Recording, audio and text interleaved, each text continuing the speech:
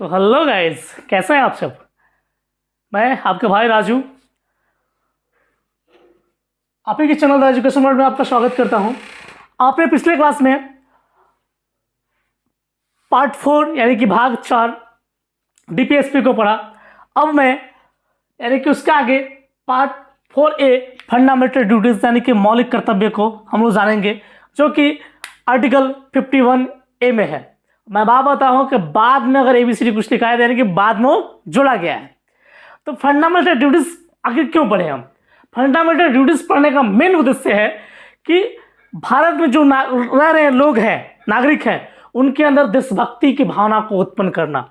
ठीक है, आपका क्या दायित्व है इस देश में रहने के लिए, उसको यानी कि उस व्यक्तित्व को उजागर करना। इसलिए हमको फंडामेंटल ड्यूटीज जाना अति आवश्यक है।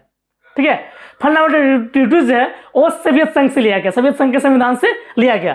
यह जो हम क्या बताएं, यह भारतीय लोगों के अंदर से यानी कि देशभक्ति की भावना उत्पन्न करना, यानी कि इसमें हम पढ़ेंगे राष्ट्रगान का सम्मान करना, जो हमारे जो स्वतंत्रता सेनानी उनका सम्मान करना। ये जो चीज़ है ये भारतीयों के लिए है, यह विदेशियों पे लागू नहीं होता। और यह न्यायालय द्वारा भी ये भी क्या है, ये भी यानी कि इन्फोर्स नहीं किया जाता, परिवर्तनीय नहीं है। हमको फंडामेंटल ड्यूटीज पढ़ना की जरूरी है, क्योंकि इससे यानी कि हमारा जो क्या कर्तव्य है इस देश में होने के वास्ते, ये चीज़ हमको जानना अति आवश्यक है। ठीक है, तो हमारे फंडामेंटल ड्यूटीज जो है टोटल अभी क्या है, अभी फंडामेंटल ड्यूटीज 11 है, तो उसको हम 1 by 1 जानते हैं। तो मेरा फंडामेंटल ड्यूटीज जो फर्स्ट है वो क्या है, जो कि आर्टिकल 51A में है। फर्स्ट क्या है कि जो हमारा संविधान है, कॉन्स्टिट्यूशन है, उसको हमको पालन करना, उसका सम्मान करना, उसके आदर्शों को जो बोले गए बात है उसमें उसका सम्मान करना, राष्ट्रीय ध्वज का सम्मान करना, राष्ट्रगान का सम्मान करना, ये हमारा दायित्व होना चाहिए। हमारा जो राष्ट्रीय ध्वज है तिरंगा, उसका सम्मान करना ये हमारा दायित्व है। राष्ट्रगान जो है जन गण मन अधिनायक की जय है, उसका सम्मान करना ये हमारा ड्यूटीज है, हमको सम्मान करना है इसका। ठीक है, वो आपका यानी कि फंडामेंटल ड्यूटीज फर्स्ट में। अब सेकंड जो है, सेकंड क्या है कि स्वतंत्रता हेतु हमारे राष्ट्रीय संघर्ष को प्रेरित करने वाले महान आदर्शों को समझना और उनका पालन करना। यानी कि जो हमारे फ्रीडम फाइटर हुए या उनके द्वारा जो बुक की चीज़ें हुई, उनकी जो बातें हुई, उनका हमको सम्मान करना, उसको संजो कर रखना, उसको बचा कर रखना, हमारे धरोहर को, ये हमारा ड्यूटी होना चाहिए। ठीक है, एक कहा देता है यानी कि सेकेंड कहता है। ठीक है, थर्ड क्या है, थर्ड है कि भारत की स्वतंत्र संप्रभुता, एकता और अखंडता को अक्षुण्ण बनाए रखना, ये हमारा दायित्व है, ये हमारा ड्यूटीज है एक भारतीय होने के नाते। ठीक है, फोर क्या है कि देश की रक्षा करना, और ऐसा करने के लिए बुलाए जाने पर क्या होना चाहिए, एकदम राष्ट्रीय सेवा प्रदान करना। यानी कि जब देश को जरूरत हो, हमारे सभी के अंदर देशभक्ति की भावना होना चाहिए। जहां देश की बात आए हम एकदम डट के खड़े रहें, चाहे हिंदू हो, मुस्लिम हो, सिख हो, ईसाई हो, सभी का दायित्व है कि पहले कतार में हम खड़े रहे देश के लिए। और देश सेवा के लिए यानी कि राष्ट्रीय सेवा मुफ्त में भी देना पड़े तो हम दें, ये हमारा ड्यूटीज होना चाहिए, ये हमारा कर्तव्य है कि जब देश हमारा संकट में है तो हम उसको सेवा दें, मुफ्त में उसकी सेवा करें। ठीक है, हमारे अंदर देशभक्ति की भावना होना चाहिए।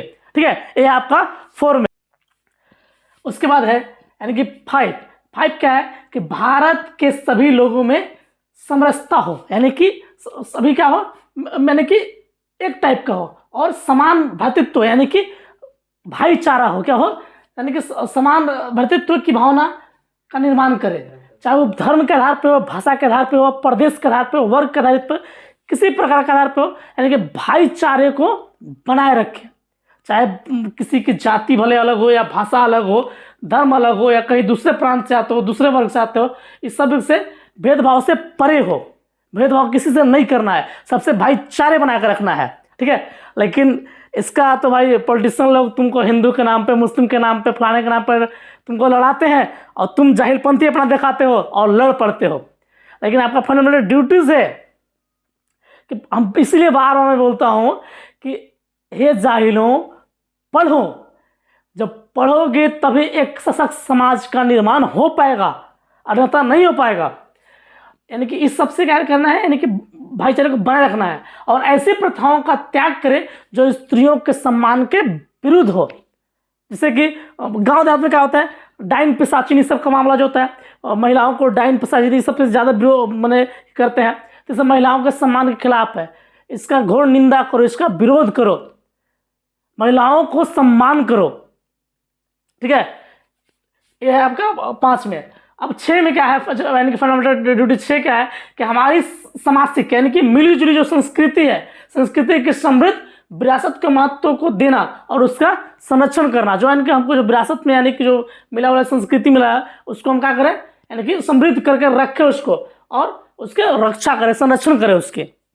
ठीक है, अब ये क्या आता है 7 जो आता है, 7 क्या मेरा फंडामेंटल ड्यूटीज है, वो है कि वनों, झीलों, नदियों एवं वन्य जीवन सहित प्राकृतिक पर्यावरण को महत्व देना, उसकी रक्षा करना, उसमें संवर्धन करना तथा प्राणी मात्र मतलब कि जीवित प्राणियों के प्रति दया भाव रखना। यानी कि जितने भी वन हो गए, यानी कि वन हो गए और झील हो गए, नदी हो गए, या वन्य जीवन जो वन्य में जो जीव रहते हैं वो हो गए। इसके साथ साथ जो पर्यावरण को हमको क्या करना है, महत्व को देना है, यानी कि उनको, यानी कि नदी हो गया, तालाब हो गया, इस सबको महत्व को हमको समझना है, उसकी रक्षा हम ही को करना है, गंदगी करने से उसको बचाना है। कैसे उसमें यानी कि कचरा जमा नहीं करना है कि पानी आगे तक भी बहाव हो सके। ठीक है, ये सब हमारा दायित्व होना चाहिए, पर्यावरण की रक्षा करना हमारा दायित्व होना चाहिए। और जो प्राणी हैं, जो जीवित लोग हैं, उसके प्रति दया भाव होना चाहिए, हमारा दायित्व होना चाहिए एक नागरिक होने के नाते, एक भारतीय नागरिक होने के नाते। ठीक है, अगला क्या है, अगला है यानी कि 8, ये क्या है कि वैज्ञानिक दृष्टिकोण यानी कि मानववाद और ज्ञान अर्जन कर सुधार की भावना को विकसित करना। यानी कि वैज्ञानिक दृष्टिकोण से सभी चीज को करना, यानी कि ये सब जो पाखंडवाद होता है, अंधविश्वास होता है, इस सबसे परे होकर उठकर ऊपर हमको विज्ञान पर विश्वास करना, विज्ञान को बढ़ावा देना, ये हमारा फंडामेंटल ड्यूटीज है। लेकिन अभी भी हम बार बार बोल रहा हूं कि लोग धर्म के लिए वही लोग लड़ते हैं जो धर्म के ज्ञान नहीं रखते हैं। आप जब, मैं नहीं कर रहा हूं कि मैं धर्म का विरोधी नहीं हूं, मैं धर्म का विरोध नहीं कर रहा हूं, मैं ये कह रहा हूं कि जो आपके घरों में जो आपका बाइबल रखा हुआ है, जो कुरान रखा हुआ है, जो गीता रखा हुआ है, उसके साथ साथ अपने घरों में एक संविधान का किताब भी रखिए, अपने बच्चों को संविधान पढ़ाइए, आप खुद संविधान पढ़िए, तब आप जानकार होइएगा, तब आपका क्या दायित्व है, आपका क्या इस देश में राइट्स है, उसको आप जान पाइएगा, तभी आप देश के लिए एक सच्चे यानी कि एक नागरिक हो सकते हैं। ज्ञान सिर्फ यानी कि ज्ञान लेकर सभी लोग ना एक अखंड ज्ञानी बन जाते हैं, एक नौकरी के लिए होते हैं, नहीं। अगर देश में प्रत्येक लोग अगर ज्ञानवान हो जाएंगे, तो अगर कोई ऑफिसर रैंक का भी आदमी होगा, अगर मैं एक आम नागरिक भी हूं, तो मैं उसके पास अगर काम करना चाहता हूं, तो मैं सारा राइट, सारा नियम कानून अगर जानता हूं, तो उसके लेवल में रहूंगा, सारा चीज मैं जानूंगा कि मुझे क्या करना है, क्या नहीं करना है, और वो भी डर से, खौफ से काम को करेगा। लोग बोलते हैं करप्शन भी इसी प्रकार मिटेगा मेरे दोस्त, जब शिक्षित होगा तब। इससे अधिक शिक्षित बनिए, जितना हो सके जी जान लगा दीजिए अपने बच्चों को पढ़ाने के लिए, अपने आप को पढ़ने के लिए। उसके बाद देखिए आगे देखते हैं 9 क्या है कि 9 है कि सार्वजनिक संपत्ति की रक्षा करना एवं हिंसा से दूरी रहना।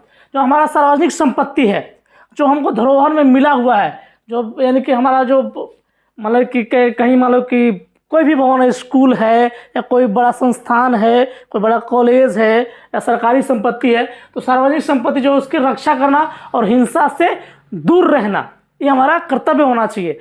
कोई भी काम है, आप एक अगर सपोज कोई भी चीज़ होता है, तो आप उसके लिए न्यायालय है, न्यायालय का दरवाजा खटखटाइए, उसके लिए कानून बनाए गए, कानून का सहारा लीजिए। ये नहीं कि आप खुद उन्हें को उसका हिंसक रूप ले लें, या नहीं होना चाहिए। यानी कि आपका दायित्व होना चाहिए कि सार्वजनिक संपत्ति की रक्षा करें और हिंसा से दूर रहें।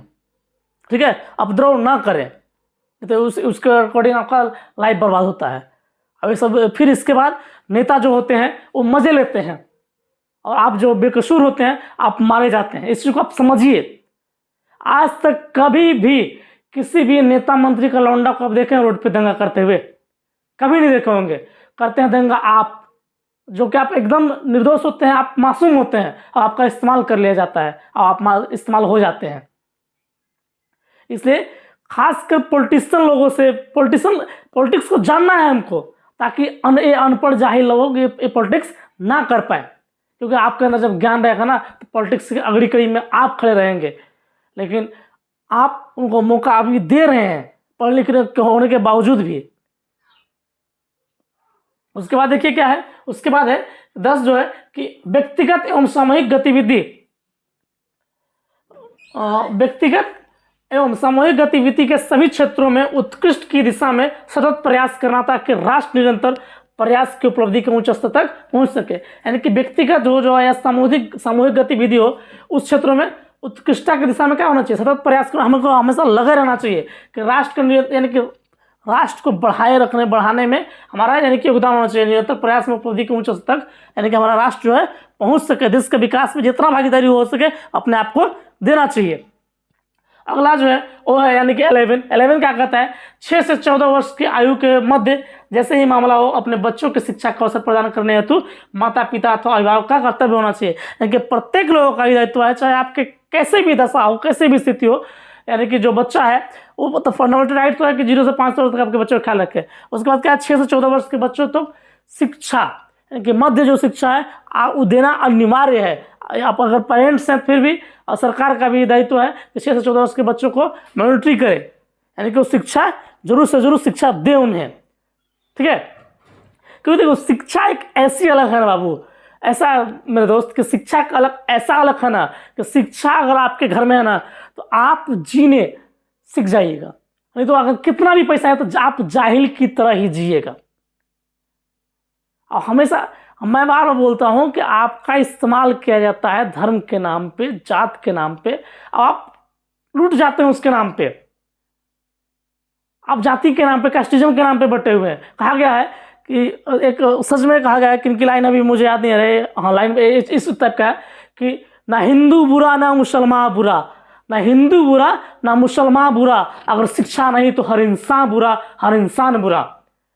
तो आप एजुकेशन के लीजिए। अब मैं बता दूं कि पिछले भी क्लास में आपके डिस्क्रिप्शन में पीडीएफ दिया गया था जो मैं पढ़ाया हूँ नोट्स बनाने के लिए, तो इसमें भी आपको डिस्क्रिप्शन में मैं पीडीएफ दे दूंगा और पीडीएफ दोनों मीडियम में होगा, हिंदी मीडियम और इंग्लिश मीडियम में, ठीक है। और कोई भी प्रॉब्लम होता है गाइस तो आप अधिक से अधिक कमेंट कीजिए, आपका भाई राजू, आपका जो पूरी टीम है द एजुकेशन वर्ल्ड की टीम है आपको हेल्प करने के लिए तैयार है हमेशा, ठीक है।